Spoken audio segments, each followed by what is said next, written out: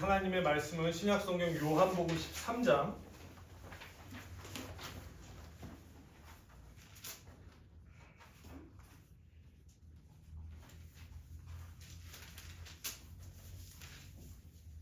요한복음 14장입니다. 요한복음 14장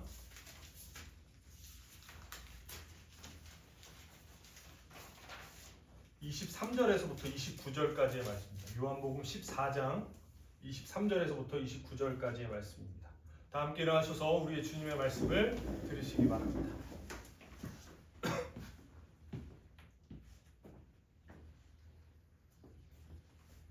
네, 요한복음 14장 23절 말씀 읽겠습니다. 예수께서 그에게 대답하셨다. 누구든지 나를 사랑하는 사람은 내 말을 지킬 것이다. 그리하면 내가 내 아버지께서 그 사람을 사랑하실 것이요 내 아버지와 나는 그 사람에게로 가서 그 사람과 함께 살 것이다. 나를 사랑하지 않는 사람은 내 말을 지키지 아니한다. 너희가 듣고 있는 이 말은 내 말이 아니라 나를 보내신 아버지의 말씀이다. 내가 너희와 함께 있는 동안에 나는 이 말을 너희에게 하였다.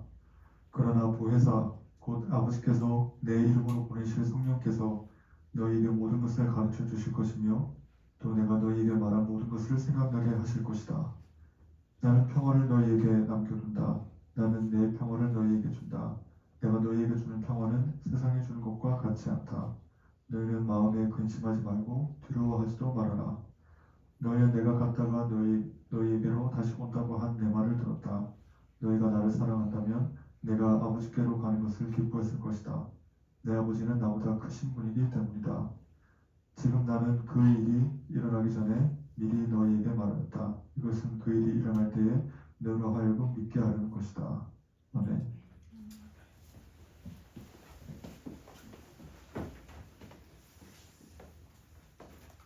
네, 참 좋으신 우리 주님의 자비와 평화가 다시 한번 여러분과 함께 하시길 빕니다.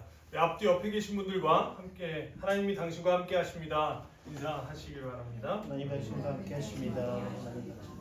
네, 지금 이제 그 온라인으로 예배를 드리시는 분들은 음향이 고르지 못한 부분을 좀 이해해 주시기를 부탁드립니다. 다시 좀 더 잘 좀 체크를 하고 나왔던 것 같은데 또 뭔가 연결이 좀 잘 안 돼 있는 부분인 것 같습니다.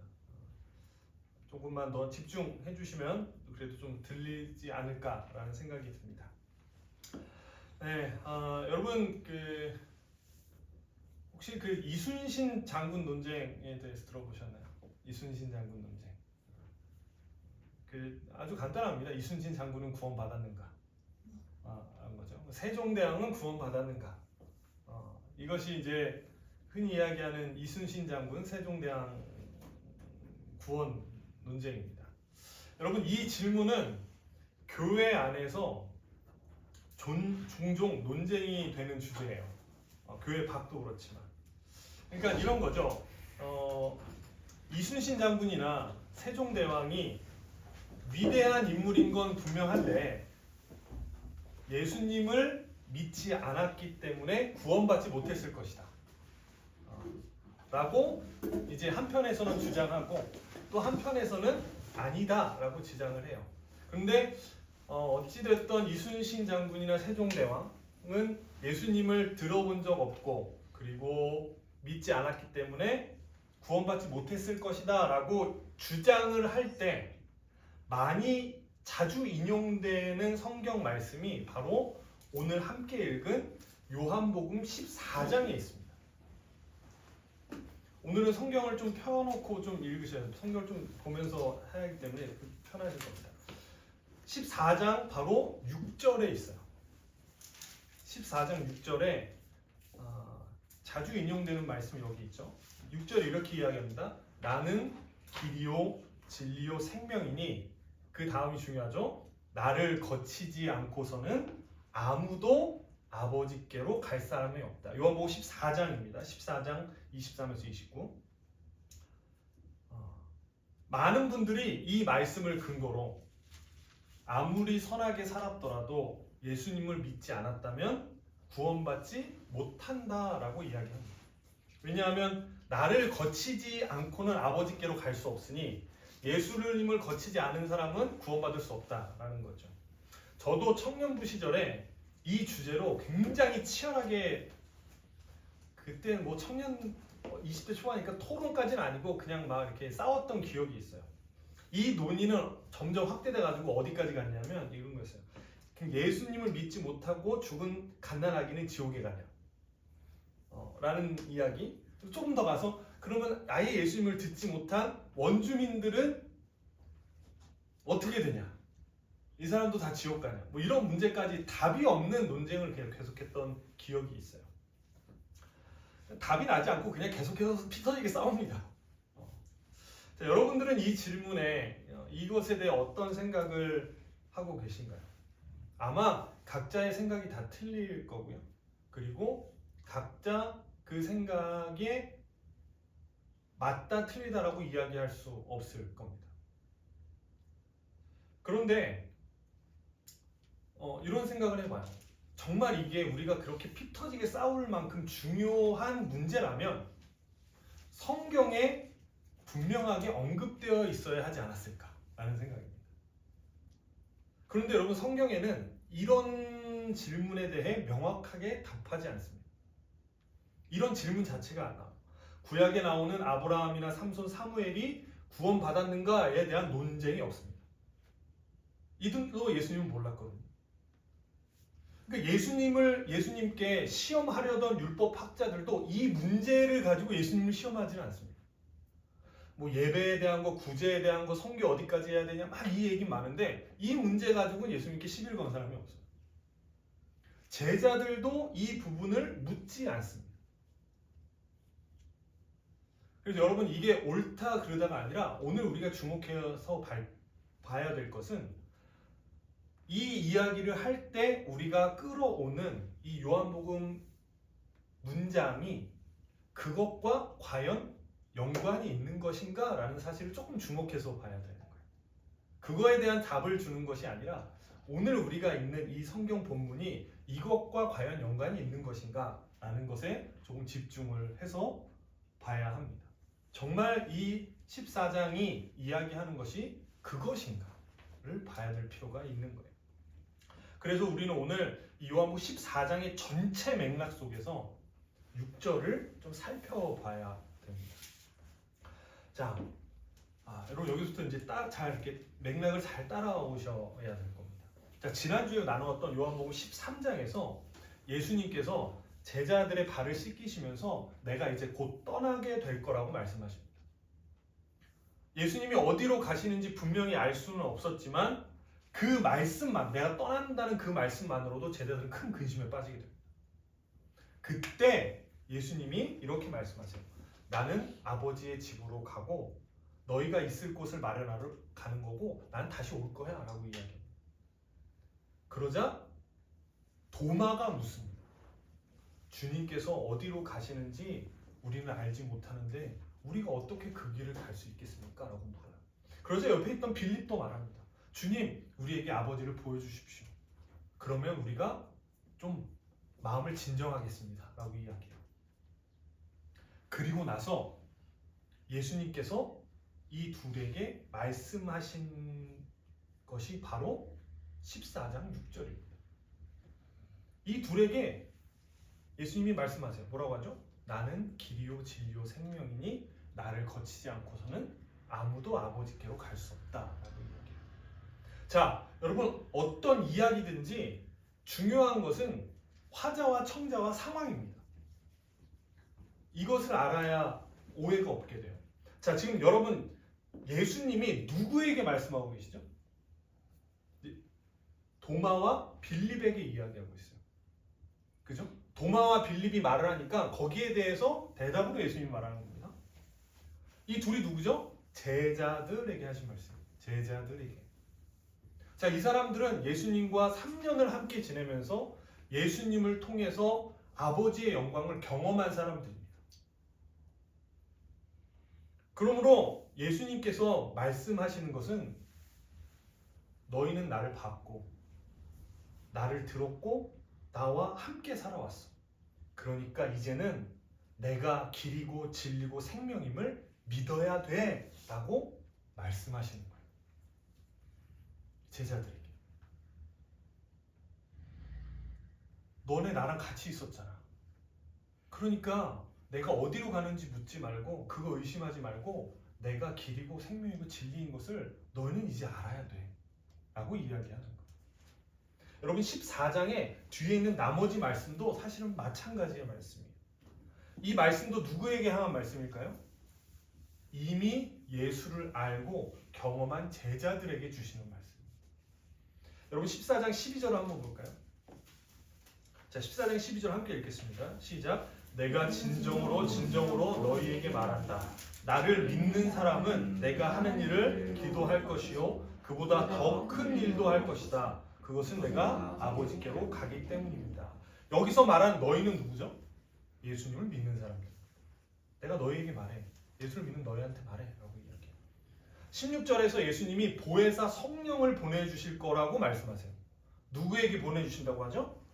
예수님을 믿는 제자들에게 성령 보내주실 거라고 이야기합니다. 26절 한번 같이 읽어볼까요? 26절 함께 읽습니다. 시작. 그러나 보혜사 곧 아버지께서 내 이름으로 보내실 성령께서 너희에게 모든 것을 가르쳐 주실 것이고 또 내가 너희에게 말한 모든 것을 생각나게 하실 것이다. 여러분 이 말을 이렇게 풀어 쓸 수 있어요. 성령께서 너희 안에 계시니까 너희는 말씀을 기억하지 못할 수 없다라는 거예요. 성령이 너희 안에 계시니까 너희는 말씀을 기억하지 못할 수 없어. 너는 말씀을 기억하게 될 거야 라고 이야기해요. 예수님이 지금 계속해서 말하고 있는 게 뭐냐면 세상은 모를 거야. 그런데 너희는 알아. 세상은 못 볼 거야. 그런데 너희는 볼 거야 라고 이야기해요. 여러분 23절도 한번 살펴볼까요? 23절 이 부분 여기도 한번 같이 읽어보겠습니다. 시작. 예수께서 그에게 대답하셨다. 누구든지 나를 사랑하는 사람은 내 말을 지킬 것이다. 그리하면 내 아버지께서 그 사람을 사랑하실 것이요 내 아버지와 나는 그 사람에게로 가서 그 사람과 함께 살 것이다. 자 보세요 여러분. 여기서 말씀을 지켜야 될 사람이 누구죠? 예수님을 사랑한다고 고백하는 사람들이 말씀을 지켜야 되는 거예요. 여러분 이러한 14장의 전체 맥락에서 요한복음 14장 6절은 어떤 의미냐면 예수님을 알지 못한 사람은 구원받지 못한다라는 선언은 아닙니다. 오히려 예수님을 알고도 그분의 길을 따르지 않고 있는 너희는 이제 어떻게 살 거야? 라고 하는 도전의 말씀입니다. 너희는 나를 봤고 나랑 같이 살았고 이제 예수가 길과 진리와 생명인지 알았는데 그러면 너희는 이제 어떻게 살 거야? 라고 물어봅니다. 로마로 상징되는 힘과 권력과 쾌락의 길을 진리로 여기며 살 것인지 아니면 예수님의 말씀과 가르침을 길로 삼아서 살아갈 것인지 너희는 결단해라 라고 이야기합니다. 그러니까 이 14장 6절의 말씀을 가지고 구원받지 못할 사람, 구원받을 사람 이거 이야기하는 게 아니라 이 말씀을 그리스도인들 앞에 두고 너희는 지금 어떻게 살아갈 거야? 라고 결단을 촉구하는 거예요. 그러면 이런 질문이 들 겁니다. 전도는 필요 없는 건가? 예수님이 이게 그리스도인들에게 주신 말씀이라면 전도는 필요 없는 건가? 여러분 그렇지 않습니다. 우리는 전도를 해야 됩니다. 11절을 보면 14장 11절을 보면 이렇게 이야기해요. 내가 아버지 안에 있고 아버지께서 내 안에 계시다는 것을 믿어라. 믿지 못하겠거든 내가 하는 그 일을 보아서라도 믿어라. 예수님은 하나님을 드러내는 분이시고 그분의 행한 일을 통해서도 하나님을 볼 수 있다고 이야기해요. 그러니까 어떻게 하죠? 우리는 예수님을 통해 하나님을 알 수 있다고 예수가 이 땅의 기쁜 소식이라고 전해야 되는 겁니다. 그 의무가 우리에게 있어요. 저는 예수가 그리스도이심을 믿습니다. 그가 구원의 길임을 믿어요. 그러니까 전도를 하는 겁니다.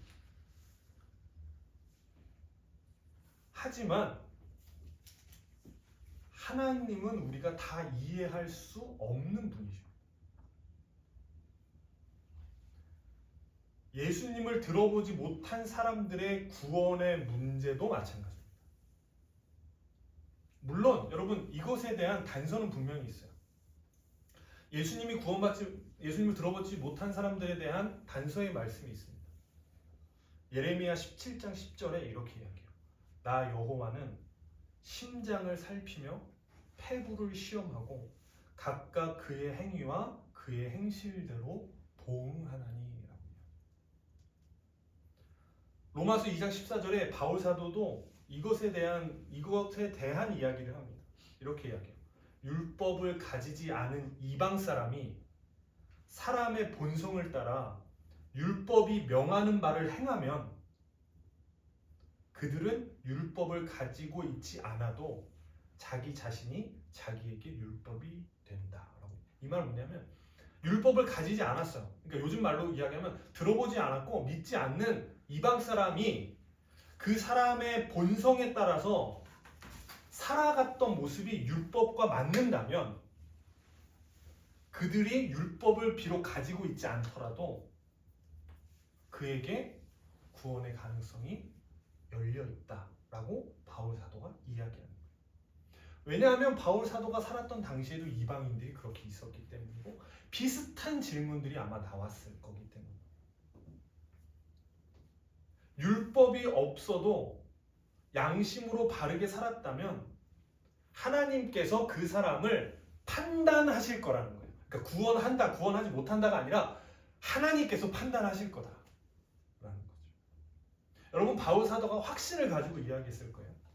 아니요. 확신을 가지고 이야기하지 않았을 겁니다. 고민하고 성경을 또 보고 하나님이 어떤 분이신가를 계속해서 고민하다가 바울이 하나님께서 아마 그의 행위를 보고 판단하실 겁니다. 라고 이야기한 거예요. 그 이상의 판단은 우리에게 주어지지 않았다는 그 이상의 판단. 구원은 하나님의 영역이기 때문이죠.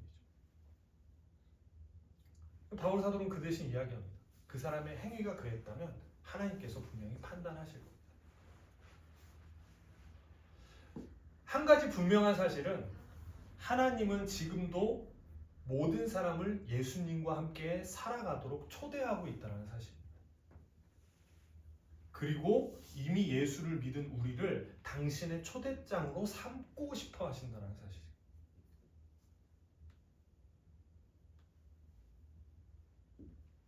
오늘은 감리교의 시작인 요한 웨슬레의 회심 주일입니다. 요한 웨슬레가 회심을 한 날을 기념하는 거예요. 그런데 여러분 웨슬리는 어떤 꿈을 가지고 있었냐면 회심을 통해 기독교인들을 통해 영국 사회가 거룩해지기를 소망했습니다. 그런데 웨슬리가 말했던 회심의 시작은 세상을 향한 외침이 아니라 자신을 향한 깊은 성찰에서 비롯된 고백이었어요. 세상을 향해서 회심해라, 예수 믿어라 이게 아니라 자기 자신을 끊임없이 성찰하며 나는 그리스도인으로 어떠한 모습, 어떠한 믿음으로 살아가고 있는가를 고민한 곳이 시작점이었어요. 여러분 우리가 오늘 함께 읽은 요한복음 14장의 말씀도 그러합니다. 이 말씀은 예수님을 모르는 사람들을 심판하기 위한 리트머스 시험지가 아니라 오히려 예수님을 안다고 말하는 우리 스스로를 비추는 거울이며 질문지입니다. 정말 나는 예수를 길과 진리로 삼고 살아가고 있는가? 입술로는 주님이라 고백하면서 실제로는 세상의 욕망을 따르고 있지 않은가? 라는 것을 스스로에게 질문을 해봐야 돼요. 이 말씀을 다른 곳이 아니라 내 앞에 두고 살아가야 돼요. 나는 예수를 아는 빌립과 도마 같은 나는 정말로 예수를 길과 진리와 생명으로 여기며 살아가고 있는가? 이 질문 앞에 우리는 오늘 서야 됩니다. 나를 향한 주님의 말씀 앞에 나를 세우는 웨슬리 회심주일이 되기를 바랍니다. 오직 예수님만이 길이요 진리요 생명이심을 우리가 믿고 우리의 삶으로 그리스도를 전하며 살아갑시다. 그 길을 따르기로 결단하는 우리와 함께 보혜사 성령께서 동행하실 줄로 믿습니다. 기도하겠습니다.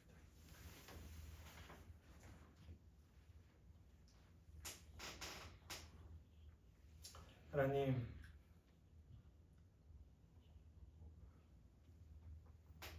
우리는 내가 당연히 구원에 이를 수 있다라고 믿고 있는 사람들입니다. 어쩌면 누군가 구원받을 수 있나 구원받을 수 없다 있다라고 이야기하는 그 마음 깊숙한 곳엔 나는 이미 구원받은 사람이다라는 그런 안일한 마음이 있을 수 있습니다. 아니, 그러나 오늘 말씀에서 예수님은 당신을 잘 알고 당신을 구주라고 믿고 있던 도마와 빌립에게, 제자들에게 너희는 진실로 나를 길이요 진리요 생명으로 여기며 살아가고 있느냐, 그렇게 도전하고 있습니다. 오늘 이 말씀을 다른 사람 앞에 놓는 것이 아니라 내 앞에 거울로 비춰보고 나는 진실로 예수를 길과 진리요 생명으로 따르며 살아가고 있는지, 나의 삶의 흔적들은 그러한지를 하나님 돌아보는 웨슬리 회심주일 될 수 있도록 함께하여 주시옵소서. 하나님은 여전히 모든 사람들을 예수와 함께 구원의 길에 이르기를 원하십니다. 먼저 예수를 믿은 우리가 그 길과 진리와 생명을 보여주는 초대장으로 살아가기를 다짐하는, 결심하는 시간 되게 하나님 우리의 마음을 인도하여 주시옵소서. 예수 그리스도의 이름으로 간절히 기도합니다.